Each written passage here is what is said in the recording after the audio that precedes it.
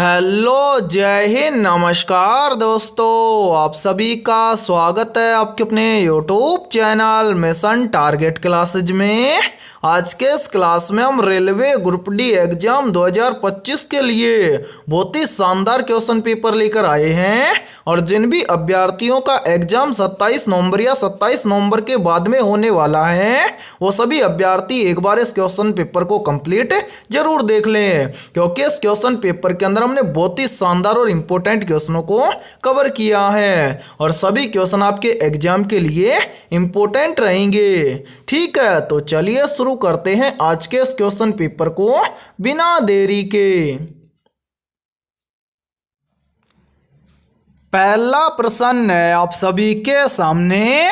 नीचे दिए गए प्रश्न में प्रश्न चिन्ह के स्थान पर आने वाली संबंधित संख्या को ज्ञात करें।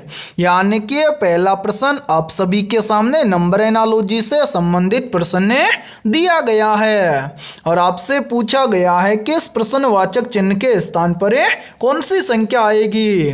तो मेरे भाई इस टाइप के प्रश्न को आप एग्जाम में देखते हैं, फटाफट से कैसे सोल्व करेंगे तो वो देखिए जब भी इस टाइप का प्रश्न आपको एग्जाम में दिया जाए तो आपको क्या करना है। सबसे पहले आपको यहाँ पर पता करना है कि 84 से यहाँ पर 45 कैसे बना है। यानी कि जिस प्रकार से 84 से यहाँ पर 45 बना है उसी प्रकार से हम यहाँ पर बताएंगे कि 78 से इस प्रश्नवाचक चिन्ह के स्थान पर कौन सी संख्या आएगी।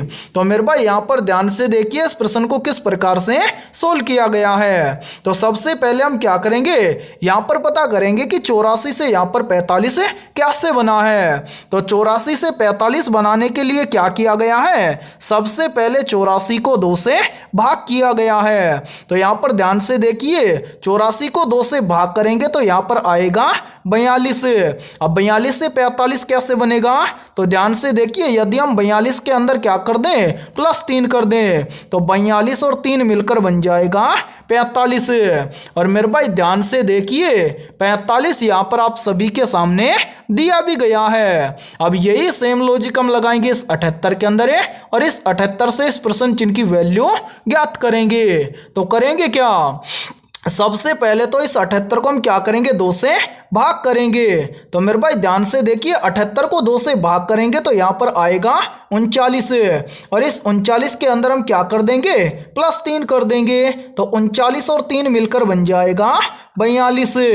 यानी कि इस प्रश्नवाचक चिन्ह के स्थान पर संख्या भरी जाएगी 42। अब हमें देखना है कि संख्या 42 किसी ऑप्शन में दी गई है। तो आंसर संख्या 42 में दी गई है ऑप्शन 1 के अंदर है। तो पहले प्रश्न के अंदर ऑप्शन ए हो जाएगा सभी का करेक्ट आंसर है। तो उम्मीद करता हूं कि जब भी इस टाइप का प्रश्न आपको एग्जाम में दिया जाएगा तो आप फटाफट से सोल्व कर लेंगे। ठीक है, और इसी के साथ में देखिए आप सभी के लिए बहुत ही इंपॉर्टेंट सूचना है।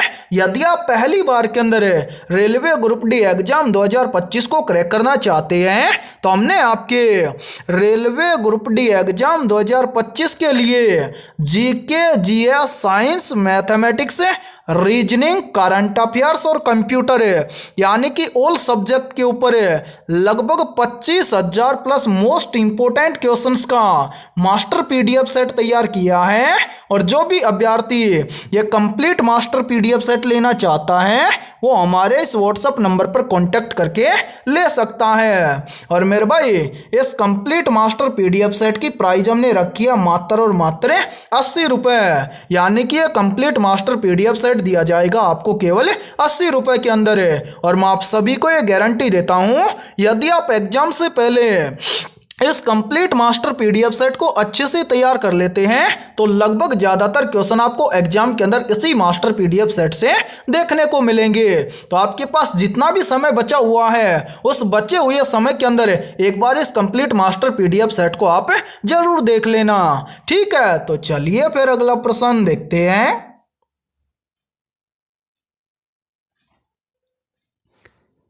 दूसरा प्रश्न है आप सभी के सामने। यदि P का अर्थ गुणा है, R का अर्थ घटाना है, S का अर्थ जोड़ है और Q का अर्थ भाग है तो नीचे दिए गए समीकरण का मान ज्ञात करें। यानी कि दूसरा प्रश्न आप सभी के सामने गणितीय संक्रियाओं से संबंधित प्रश्न दिया गया है और आपसे पूछा गया है कि इस समीकरण को इस प्रश्न के अकॉर्डिंग सोल्व करेंगे तो इस समीकरण का मान क्या आएगा। और मेरे भाई आपके एग्जाम की प्रत्येक शिफ्ट के अंदर इस टाइप के लगभग 2 से 3 प्रश्न पूछे जाते हैं। तो इस टाइप के प्रश्न को आप एग्जाम में देखते ही फटाफट से कैसे सोल्व करेंगे तो वो देखिए मेरे भाई यहाँ पर ध्यान से देखिए। प्रश्न में आपको स्पष्ट बोला गया है कि P का अर्थ है गुणा, तो इस समीकरण के अंदर हम क्या करेंगे, P के स्थान पर करेंगे गुणा। फिर देखिए आगे बोल रहा है कि R का अर्थ है घटाना, तो R के स्थान पर हम क्या करेंगे, माइनस करेंगे। फिर देखिए आगे बोल रहा है कि S का अर्थ है जोड़, तो S के स्थान पर हम क्या करेंगे, जोड़ करेंगे। और लास्ट में बोल रहा है कि Q का अर्थ है भाग, तो Q के स्थान पर हम क्या करेंगे, भाग करेंगे। अब मेरे भाई हम यहाँ पर बनाएंगे नया समीकरण, ध्यान से देखिए। यहाँ पर क्या है 6, उसके बाद में क्या है P का अर्थ है गुणा, फिर क्या है 7, तो यहाँ पर लिखेंगे 7। उसके बाद में S का अर्थ है प्लस, फिर क्या है 169, तो यहाँ पर लिखेंगे 169। फिर क्या है Q का अर्थ क्या है भाग, तो यहाँ पर करेंगे भाग। उसके बाद में कितना है 13, तो यहाँ पर लिखेंगे 13। फिर है R का अर्थ है माइनस, फिर कितना है 5, तो यहाँ पर लिखेंगे 5। ये बन गया नया समीकरण। अब इस समीकरण को सोल्व करके इसका मान हमें ज्ञात करना है। तो सबसे पहले आपको क्या करना है, समीकरण के अंदर भाग को सोल्व करना है, ठीक है।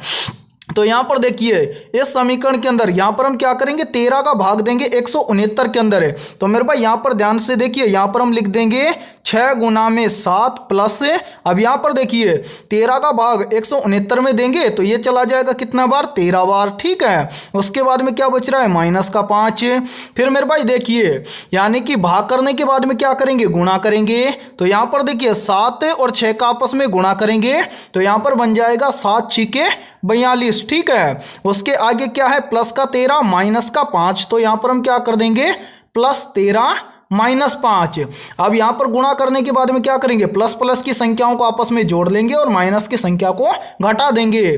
तो 42 और 13 मिलकर बन जाएगा कितना, 55। अब मेरे भाई यहाँ पर क्या है, आगे माइनस का 5, तो 55 में से -5 करेंगे तो यहाँ पर कितना बचेगा, 50, ठीक है। यानी कि इस प्रश्न के अकॉर्डिंग इस समीकरण को सोल्व करेंगे तो इस समीकरण का मान आएगा 50। अब हमें देखना है कि 50 किसी ऑप्शन में दिया गया है, तो आंसर 50 हमें दिया गया है ऑप्शन बी के अंदर। तो दूसरे प्रश्न के अंदर ऑप्शन बी हो जाएगा सभी का करेक्ट आंसर। तो उम्मीद करता हूं कि जब भी इस टाइप का प्रश्न आपको एग्जाम में दिया जाएगा तो आप फटाफट से सोल्व कर लेंगे, ठीक है। तो चलिए फिर अगला प्रश्न देखते हैं।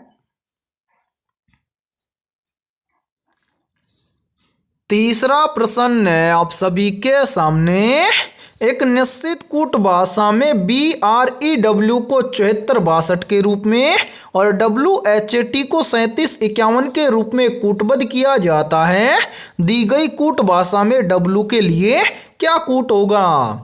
यानी कि तीसरा प्रश्न आप सभी के सामने कोडिंग डिकोडिंग से संबंधित प्रश्न दिया गया है और मेरे भाई आपके एग्जाम की प्रत्येक शिफ्ट के अंदर कोडिंग डिकोडिंग के लगभग 2 से 3 प्रश्न पूछे जाते हैं। तो इस टाइप के प्रश्न को आप एग्जाम में देखते ही फटाफट से कैसे सोल्व करेंगे तो वो देखिए। यहाँ पर देखिए प्रश्न में आपको स्पष्ट बोला गया है कि BREW इसको क्या लिखा जाता है, तो मेरे भाई ध्यान से देखिए BREW इसको लिखा जाता है 7462, ठीक है। उसी प्रकार से देखिए आगे बोल रहा है कि WHAT इसको क्या लिखा जाता है, तो यहाँ पर देखिए WHAT इसको लिखा जाता है 3751 और आपसे पूछा गया है कि इसी कूट भाषा में W के लिए कूट क्या होगा, ठीक है। तो यहाँ पर हम क्या करेंगे, सबसे पहले हमें यहाँ पर अल्फाबेट लेटर दिए गए हैं और इसी प्रकार से यहाँ पर भी हमें अल्फाबेट लेटर दिए गए हैं। तो सबसे पहले हम क्या करेंगे, इन दोनों शब्दों के बीच में कॉमन अल्फाबेट लेटर देखेंगे। उसी प्रकार से यहाँ पर हमें संख्या दी गई है और यहाँ पर भी संख्या दी गई है, तो दोनों संख्याओं के अंदर हम क्या करेंगे, कॉमन संख्या देखेंगे। जैसे यहाँ पर देखिए सबसे पहले हम देखेंगे कॉमन लेटर है, तो मेरे भाई ध्यान से देखिए यहाँ पर पहले शब्द के अंदर यहाँ पर हमें W दिया गया है, उसी प्रकार से जस्ट नीचे के शब्द में भी हमें यहाँ पर W दिया गया है। यानी कि दोनों शब्दों के बीच में कॉमन लेटर है W, बाकी कोई भी लेटर एक दूसरे का कॉमन नहीं दिख रहा है, ठीक है। उसी प्रकार से संख्या में देखिए मेरे भाई, यहाँ पर भी 7 दिया गया है और यहाँ पर भी हमें 7 दिया गया है, यानी कि संख्या में क्या कॉमन है, 7 कॉमन है। क्या सेम संख्या दोनों संख्या में मिल रही है? नहीं मिल रही है 7 के अलावा। तो यानी कि यहाँ पर देखिए W के लिए यहाँ पर भी कोड 7 है और W के लिए यहाँ पर भी कोड 7 है। तो मेरे भाई इस W के लिए कूट हो जाएगा या कोड हो जाएगा 7। अब हमें देखना है कि 7 किसी ऑप्शन में दिया गया है, तो आंसर 7 हमें दिया गया है ऑप्शन सी के अंदर। तो तीसरे प्रश्न के अंदर ऑप्शन सी हो जाएगा सभी का करेक्ट आंसर। तो उम्मीद करता हूं कि जब भी आपको एग्जाम के अंदर कोडिंग डिकोडिंग से संबंधित प्रश्न दिया जाएगा तो आप फटाफट से सोल्व कर लेंगे। ठीक है, तो चलिए फिर अगला प्रश्न देखते हैं।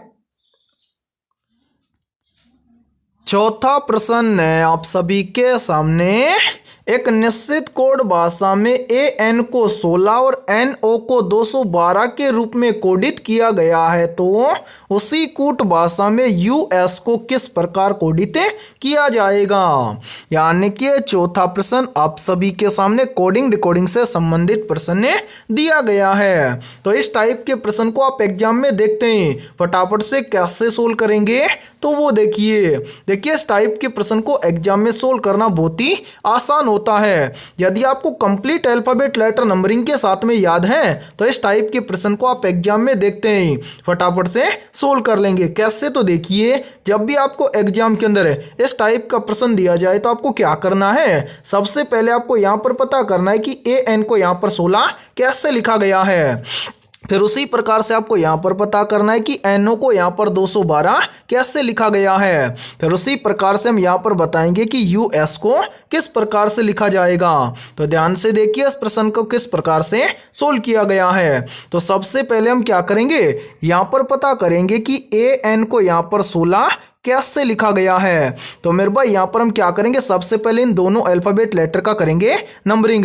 तो ध्यान से देखिए, A आता है 1 नंबर पर और N आता है कितने नंबर पर, 14 नंबर पर है। तो यहाँ पर देखिए, यहाँ पर क्या किया गया है, सबसे पहले इन दोनों संख्याओं को आपस में गुणा किया गया है। तो 1 और 14 का आपस में गुणा करेंगे तो बन जाएगा 14 एका 14। और यहाँ पर देखिए 14 के अंदर +2 कर देंगे तो 14 और 2 मिलकर बन जाएगा 16। ठीक है, अब इसी प्रकार से हम क्या करेंगे, यहाँ पर पता करेंगे कि NO बराबर 212 इसी प्रकार से लिखा गया है क्या। ठीक है, तो यहाँ पर हम क्या करेंगे, सबसे पहले तो इन दोनों अल्फाबेट लेटर का करेंगे नंबरिंग। तो ध्यान से देखिए, पहला लेटर है N आता है अल्फाबेट लेटर के अंदर कितने नंबर पर, 14 नंबर पर है। N के बाद में है O आता है कितने नंबर पर, 15 नंबर पर है। अब यहाँ पर भी हम क्या करेंगे, इन दोनों संख्याओं को आपस में गुणा कर देंगे। तो 14 और 15 को आपस में गुणा कर देंगे तो यहाँ पर आ जाएगा 210। और ध्यान से देखिए 210 के अंदर यदि हम +2 कर देंगे तो मिलकर बन जाएगा 210 और 2 मिलकर बन जाएगा कितना, 212। ठीक है मेरे भाई, यहाँ पर ध्यान से देखिए बन जाएगा कितना, 212। और यहाँ पर 212 में दिया भी गया है। तो उम्मीद करता हूं कि यहाँ पर आप आसानी से बता दोगे कि US बराबर क्या लिखा जाएगा। तो सबसे पहले हम क्या करेंगे, दोनों अल्फाबेट लेटर का करेंगे नंबरिंग।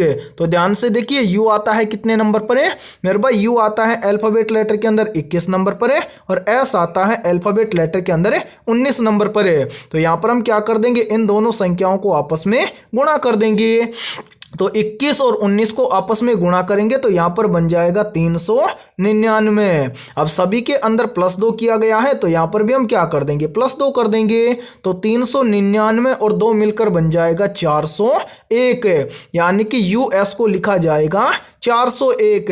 अब हमें देखना है कि 401 किसी ऑप्शन में दिया गया है, तो आंसर 401 में दिया गया है ऑप्शन सी के अंदर है। तो चौथे प्रश्न के अंदर आप सभी का करेक्ट आंसर हो जाएगा ऑप्शन सी। उम्मीद करता हूं ये चौथा प्रश्न भी आपको अच्छे से क्लियर हो गया होगा। और जब भी इस टाइप का प्रश्न आपको एग्जाम में दिया जाएगा तो आप फटाफट से सोल्व कर लेंगे। ठीक है, तो चलिए फिर अगला प्रश्न देखते हैं। पांचवा प्रश्न है आप सभी के सामने। एक निश्चित कूट भाषा में SOMR को 9835 लिखा जाता है और SORE को 9356 लिखा जाता है, तो उसी कूट भाषा में M को कैसे लिखा जाएगा। यानी कि पांचवा प्रश्न आप सभी के सामने कोडिंग डिकोडिंग से संबंधित प्रश्न दिया गया है। तो मेरे भाई इस टाइप के प्रश्न को आप एग्जाम में देखते ही फटाफट से कैसे सोल्व करेंगे, तो वो देखिए इस टाइप के प्रश्न को एग्जाम में सोल्व करना बहुत ही आसान होता है। कैसे, देखिए यहाँ पर देखिए प्रश्न में आपको बोला गया है कि SOMR इसको क्या लिखा जाता है, तो SOMR इसको लिखा जाता है 9835। ठीक है मेरे भाई, ध्यान से समझना। इसी प्रकार से आगे बोला गया है कि SORE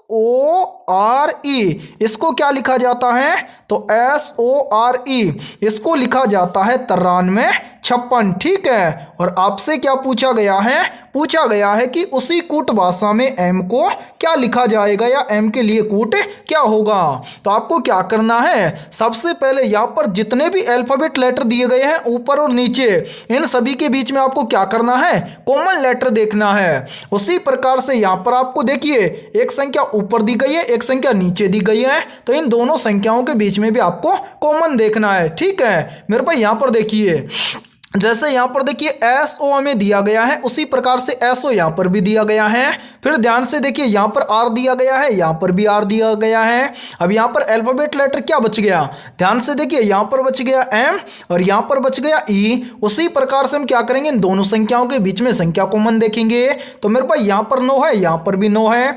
फिर यहाँ पर देखिए यहाँ पर 35 है, यहाँ पर भी 35 है। संख्या क्या बच गई, ध्यान से देखिए मेरे भाई, यहाँ पर बच गई संख्या 8 और यहाँ पर संख्या बच गई 6। अब यहां पर देखिए M के लिए कूट होगा क्या, 8, यानी कि M का कोड होगा 8।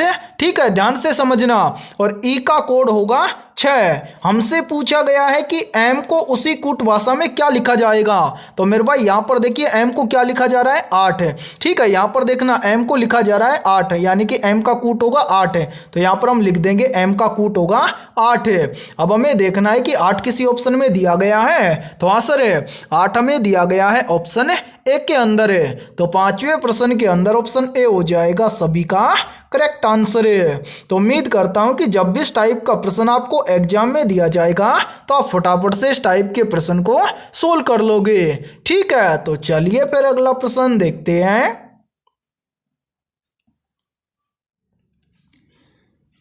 छठा प्रश्न है आप सभी के सामने, निम्नलिखित में से किस धातु का घनत्व सबसे अधिक होता है। मेरे भाई वेरी वेरी इंपॉर्टेंट प्रश्न है ये, तो जल्दी से बताइए इन चारों में से करेक्ट आंसर क्या होगा। आप सभी से पूछा गया है कि निम्नलिखित में से किस धातु का घनत्व सबसे अधिक होता है। तो यहाँ पर देखिए इन चारों में से करेक्ट आंसर हो जाएगा सभी का ऑप्शन है सी, यानी कि ओसियम धातु का घनत्व सबसे अधिक होता है। तो छठे प्रश्न के अंदर करेक्ट आंसर हो जाएगा सभी का ऑप्शन है सी। तो चलिए फिर अगला प्रश्न देखते हैं। सातवां प्रश्न है आप सभी के सामने, हीराकुंड बांध जो कि ओडिशा राज्य में स्थित है, ये किस नदी पर बना हुआ है। ऑप्शन ए महानदी पर है, ऑप्शन बी है ब्रह्मपुत्र नदी पर है, ऑप्शन सी है गंगा नदी पर है और ऑप्शन डी है नर्मदा नदी पर है। तो यहाँ पर देखिए इन चारों में से करेक्ट आंसर हो जाएगा सभी का ऑप्शन है ए, हीराकुंड बांध जो कि ओडिशा राज्य में स्थित है, ये महानदी पर बना हुआ है। तो सातवें प्रश्न के अंदर करेक्ट आंसर हो जाएगा सभी का ऑप्शन है ए। तो चलिए फिर अगला प्रश्न देखते हैं। आठवां प्रश्न है आप सभी के सामने, विश्व साक्षरता दिवस कब मनाया जाता है। ऑप्शन ए 8 सितंबर को, ऑप्शन बी है 6 अगस्त को, ऑप्शन सी है 12 अगस्त को और ऑप्शन डी है 28 दिसंबर को। तो यहाँ पर देखिए इन चारों में से करेक्ट आंसर हो जाएगा सभी का ऑप्शन है ए, विश्व साक्षरता दिवस मनाया जाता है प्रत्येक वर्ष 8 सितंबर को।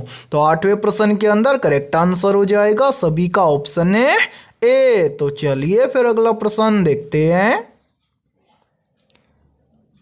नौवां प्रश्न है आप सभी के सामने, सबरीमाला मंदिर किस भारतीय राज्य में स्थित है।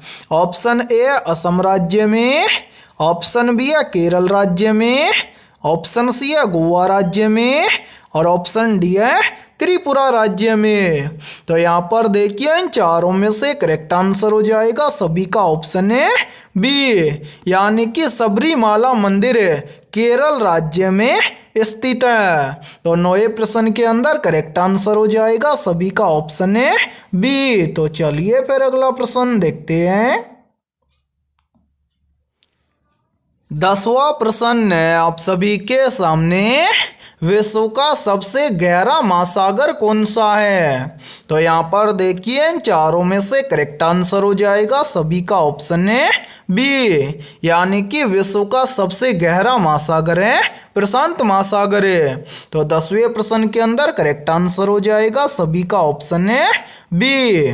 और मेरे भाई यहाँ पर देखिए, यदि ये क्लास आपको पसंद आ रही है तो जल्दी से एक बार इस क्लास को लाइक कर दीजिए, और यदि आप हमारे इस YouTube चैनल से पहली बार जुड़े हैं तो इस YouTube चैनल को कर लीजिए सब्सक्राइब और बेल आइकन को प्रेस करना, ताकि ऐसी शानदार क्लास का नोटिफिकेशन आपको सबसे पहले देखने को मिले। और इस क्लास के अंदर आपको एंड तक बने रहना है, क्योंकि इस क्लास के अंदर हमने बहुत ही शानदार क्वेश्चनों को कवर किया है। ठीक है, तो चलिए फिर अगला प्रश्न देखते हैं।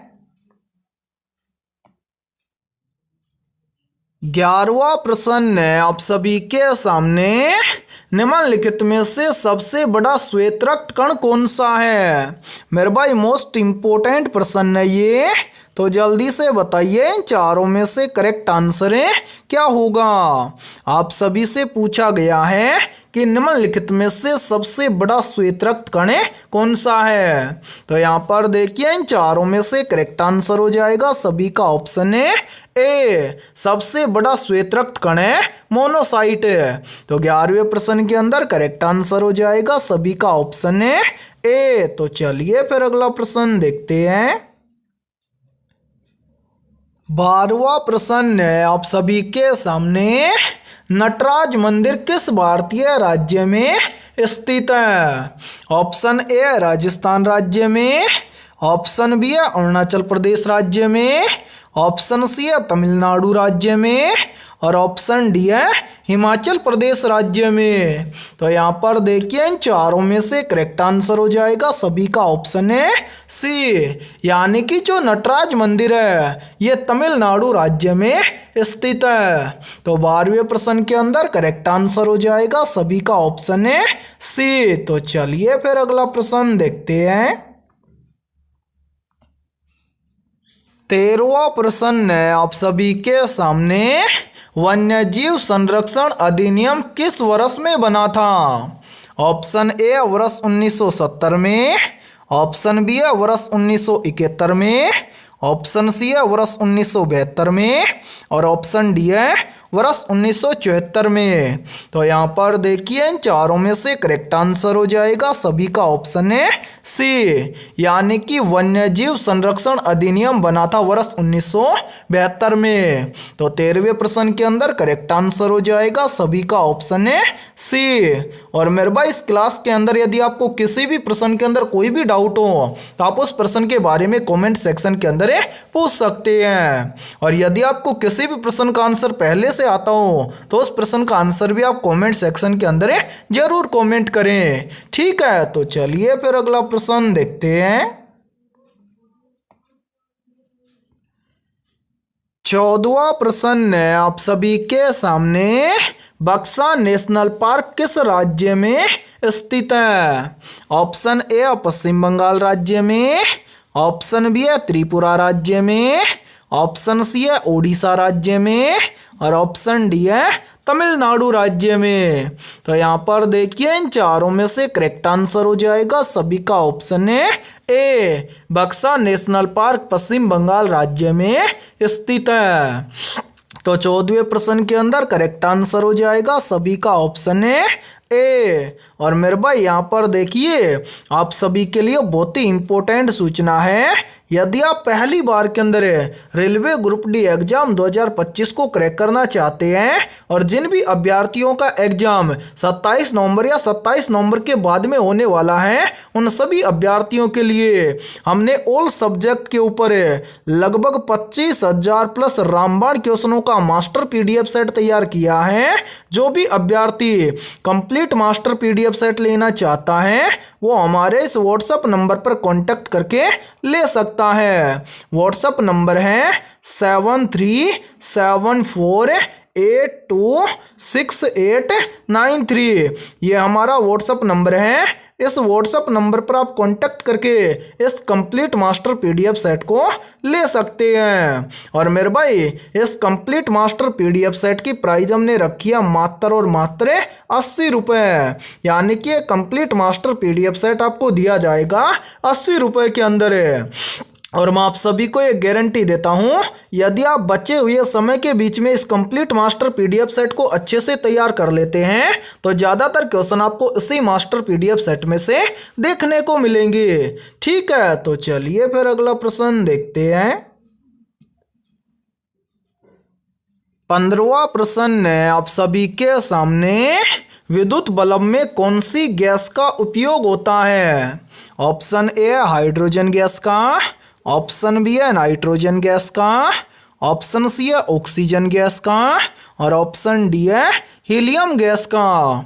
तो यहाँ पर देखिए इन चारों में से करेक्ट आंसर हो जाएगा सभी का ऑप्शन है बी, विद्युत बल्ब में नाइट्रोजन गैस का उपयोग होता है। तो 15वें प्रश्न के अंदर करेक्ट आंसर हो जाएगा सभी का ऑप्शन है बी। तो मेरे भाई आज की इस क्लास के अंदर इतना ही, फिर मिलते हैं ऐसे शानदार और बेहतरीन क्वेश्चनों के साथ नेक्स्ट क्लास में।